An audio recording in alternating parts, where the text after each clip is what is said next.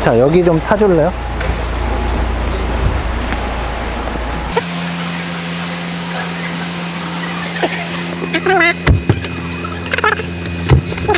이건 인터뷰 때문에 시동도 한 번씩 시동 꺼요? 네. 아, 예. 네. 대표님 인터뷰 하시는 동안 실내를 좀 살펴보도록 하겠습니다. SM6보다는 고급스러움이 느껴지진 않아요.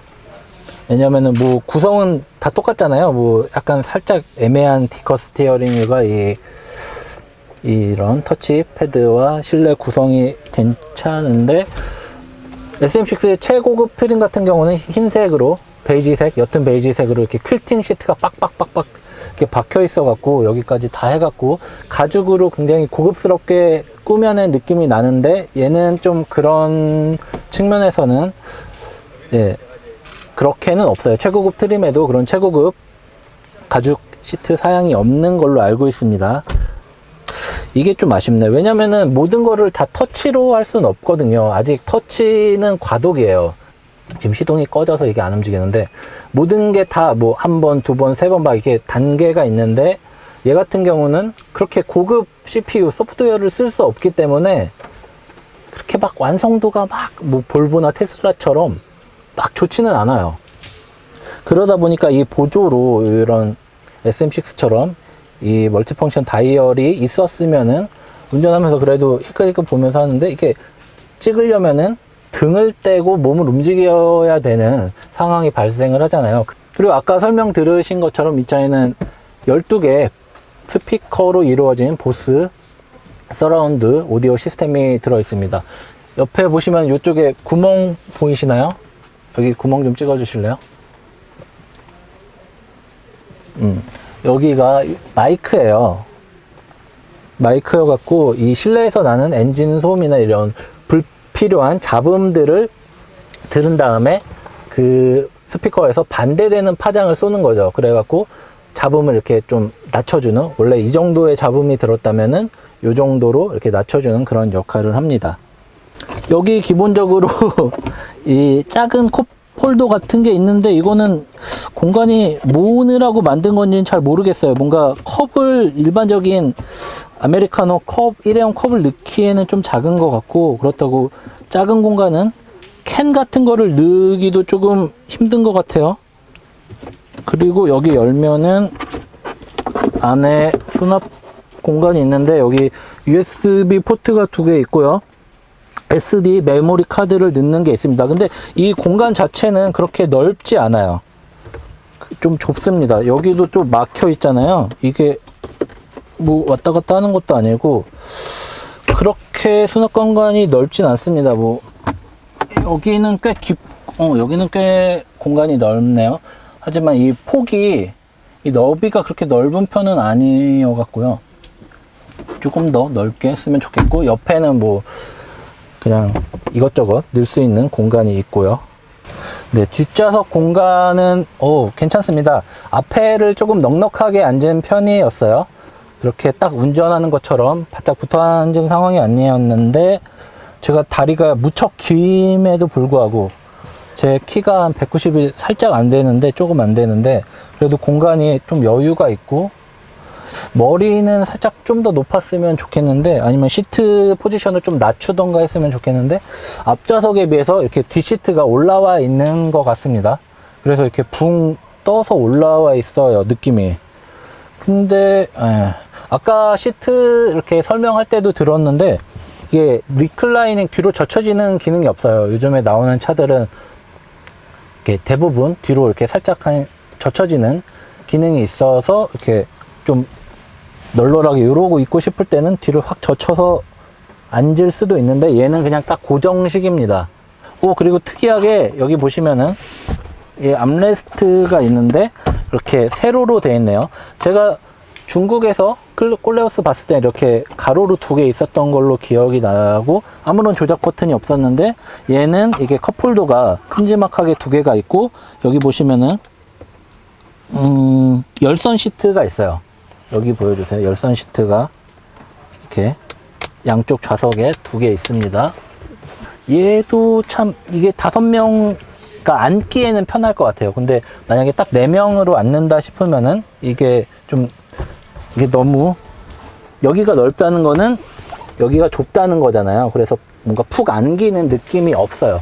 그래갖고 이 뒤로 젖혀지지 않는 시트가 더 아쉬운 걸 수도 있고요. 그러합니다. 근데 뭐 선루프 파노라마 같이 이렇게 크게 있는데 그 넓이가 그렇게 넓은 것 같진 않고요. 여기 그 앰비언트 라이트가 있는데 역시 이렇게 좀 되게 소극적으로 썼죠. 여기도 그렇고 앞좌석에도 여기 이렇게 있습니다. 근데 밤 되면 예쁠 것 같기도 하네요. 근데 앞부분에 앞부분에 없는 거는 조금 아쉽네요.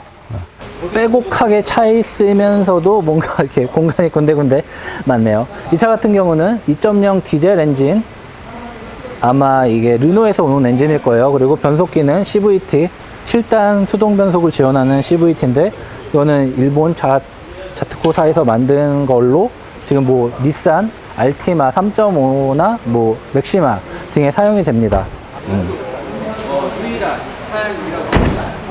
자, 그럼 디자인 마지막으로 원래 디자인부터 보는데 지금은 이게 상황상 디자인을 먼저 보지 못했고 나중에 보는 겁니다. 그냥 간략하게 설명을 할게요. 그냥 SM6를 불린 거랑 비슷하다고 보시면 돼요. SM6의 SUV 버전이라고 보시면 됩니다. 이 그릴 램프에서 그릴로 이렇게 일직선으로 이어지면서 이 다이아몬드 로고 대신 태풍 로고를 넣고 이렇게 쫙 뻗어납니다. 그리고 그릴 세부적으로 크림 이용하고 이게 되게 크림 넣고 안에 까만색 플라스틱 넣고 크림 넣고 이런 식으로 해서 꽤 이렇게 반사 효과를 내면서 뭔가 되게 예뻐 보이게 만드는 효과를 줬어요. 그리고 이 태풍도 진짜 태풍인 것처럼 안에 이렇게 폼이 이렇게 들어가 있죠. 퓨어 LED를 넣고요. 이거 물론 최고급 모델인 것 같고, 그리고 주간주행 등 있고, 일반 모델에는 그 HID 프로젝션 램프가 들어 있을 거예요. 아마 이거는 최고급 모델에만 LED로 들어가는데, 이 LED 같은 경우는 이 자동 상향등 기능이 있는 거죠. 그리고 특이한 점은 얘는 여기서 보통 SM6 같은 경우는 여기서 끝나는데, 얘는 여기서 크롬 라인을 쭉 빼서 여기 뭐 에어덕트처럼 거짓말을 한 이렇게 한 요 플라스틱 라인과 이렇게 만나죠. 크롬으로 이렇게 해갖고 뭔가 정측면에서 봤을 때 색다른 느낌을 주는 거죠.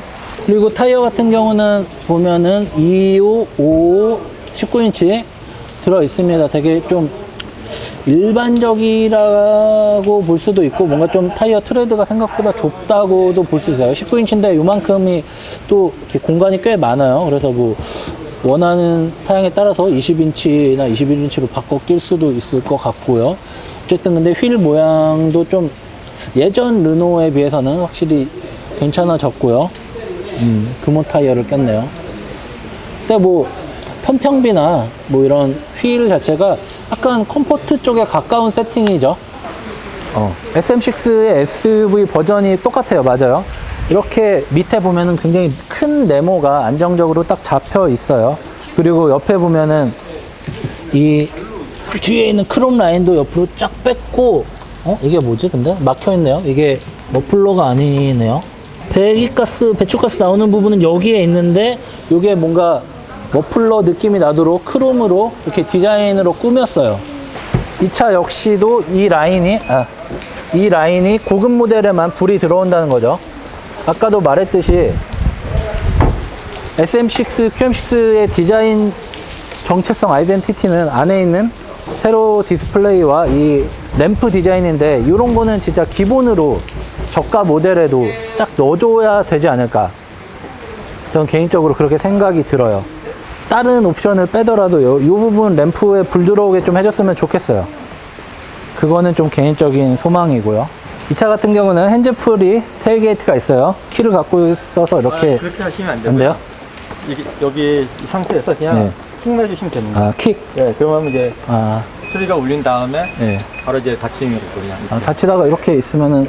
당연히 이제 안 닫힐 수가 없고요. 그 담력도 굉장히 적은 힘으로도 다시 열리네요. 다른 데는 와 아퍼 이러다가 턱 되는데, 얘는 꽤 이렇게 작은 힘으로도 이렇게 그냥 탁 걸리면은 여기 누가 있구나라고 판단을 하고 바로 세우네요. 근데 이 트렁크 기본적으로 높이가 꽤 높아요. 그래서 키 작은 여성은 조금 살짝 불편할 수도 있지 않을까. 보면은 안에 이 뭐 타이어 토리킷이 있고요. 여기 보면은 또 스페어 타이어가 있고, 여기 보스 우퍼가 이렇게 들어 있습니다. 그리고 뭐 이런 뭐 세부적인 마감이나 이런 거는 괜찮은데, 이게 누르면 젖히죠.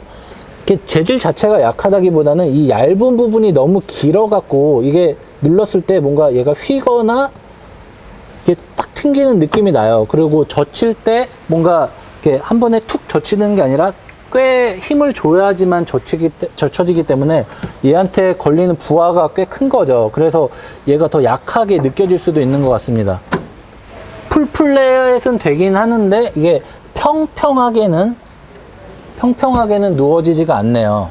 이렇게 평평하게 일자로 이렇게 누워지지 않고 이렇게 하다가 살짝 이렇게 들리죠. 뒷좌석이 이렇게 있다가 젖히는데 이렇게 젖히는 게 아니라 이렇게 젖히니까 이렇게 살짝 올라오는 겁니다. 그러면은 이거 할 때 좀 굉장히 짐에 따라서는 애로가 있을 것 같기도 한데, 이거 왜 풀플랫을 못했지? 그리고 이 차는 사륜구동 시스템이 적용이 돼 있어요. 근데 뭐 현대 기아차의 사륜구동 시스템에 비해서 가격이 싸다고 합니다. 근데 얘는 사륜구동 모델이 아닌 것 같네요. 여기 원래 이좀 정도의 그 사륜구동 선택을 할 수 있는 그 버튼이 있어야 되는데 얘는 없어요. 저는 개인적으로 사륜구동이 그렇게 필요한지에 대해서는 솔직히 잘 모르겠어요. 그냥 어느 정도 전륜이어도 우리나라에서는 그렇게 서울 도심에서는 전륜으로도 충분하다라고 생각하는 사람 중에 한 명인데, 어쨌든 후륜이 있으면 안정성이 높아지는 거는 마찬가지이기 때문에 뭐 그래도 옵션이니까 필요하신 분은 선택을 하시면 좋을 것 같습니다. 2.0 DCI 엔진입니다. 아까 다 설명을 드렸어요. 이거는 닛산에서 만든 주로 사용하는 걸로요.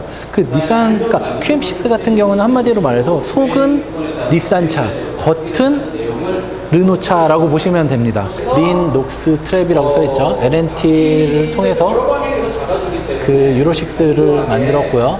그러니까 뭐 가변식 터보차죠, VGT죠. 그걸 통해 갖고 뭐 출력을 높이고, 이런 거는 거의 요즘 나오는 엔진하고 거의 비슷해요. 최대 토크가 보통 2000이었는데 요즘에 점점 이렇게 1700, 1800, 1700, 1750 이렇게 줄죠.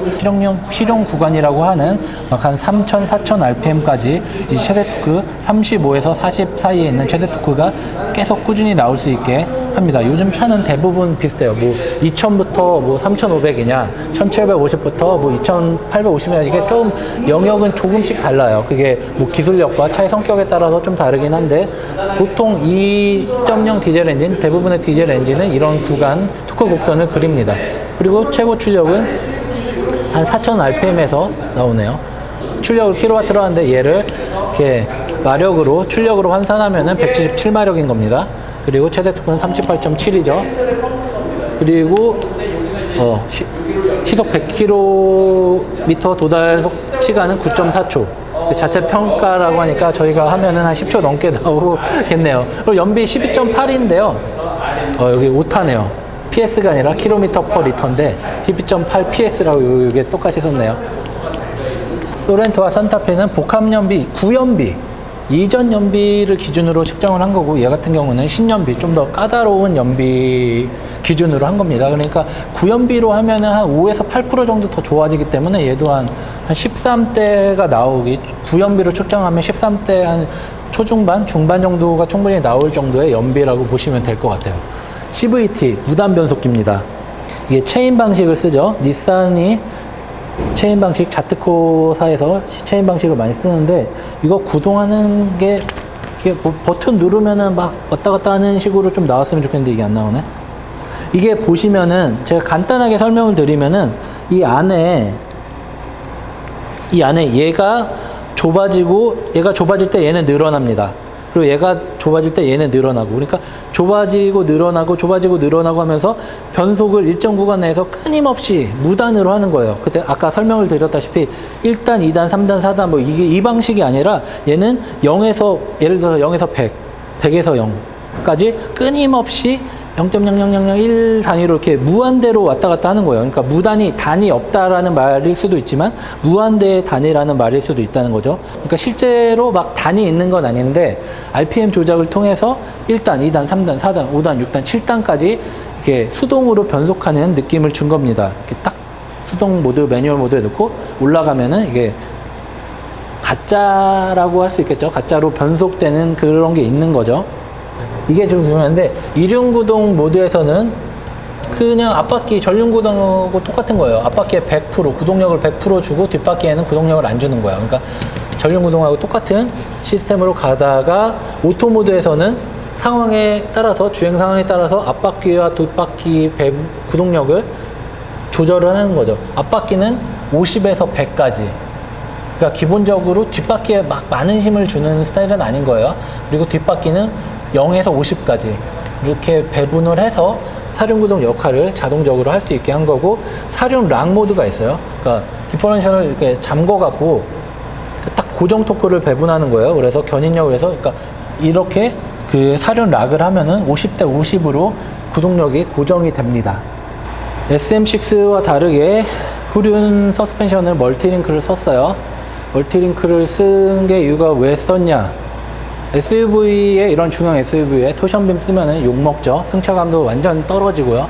왜냐면 그만큼 차체가 높고 출렁거림이 많기 때문에 후륜 서스펜션이 해줘야 되는 역할이 굉장히 많아요. 근데 토션빔을, 일체화 서스펜션이 토션빔을 쓰면은 그 충격을 감당을 못해서 뒷좌석 승차감이 너무 안 좋아지는 거잖아요. 아무리 AM 링크가 그 멀티링크 기능을 한다고 해도 한계가 있는 거죠. 그렇기 때문에 멀티링크를 썼습니다. 여러 개의 링크가 같이 있어서 뭐 이렇게 출렁거림 위아래 상하 진동폭을 확실하게 조절을 해주는 거죠. 그리고 이쪽에는 언더커버도 꽤 잘 해놨습니다. 그리고 앞바퀴는 뭐 똑같이 맥퍼슨 스트럿을 쓰고 있고요.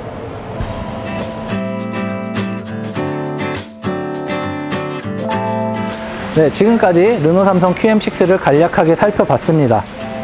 정말 기다리신 분들이 많을 텐데, 그리고 또 잘 나왔습니다. 기대에 호응할 수 있을 정도로 괜찮게 나온 것 같아요. 뭐 누가 좋다 누가 안 좋다라기보다는 선택의 폭이 넓어졌다는 것만으로도 소비자들에게는 좋은 일인 것 같습니다. 뭐 사전 계약 뭐 5천, 열흘 만에 5,000대가 넘게 계약이 됐다니까 SM6보다 더 많이 인기가 얻고 있다고 해요. 이게 뭐 마케팅인지 모르겠지만 어쨌든 기존에 있던 다른 모델들에 비해서 좋은 반응을 얻고 있는 만큼 앞으로도 추이가 기대가 됩니다. 지금까지 모터그래프 전승용이었습니다.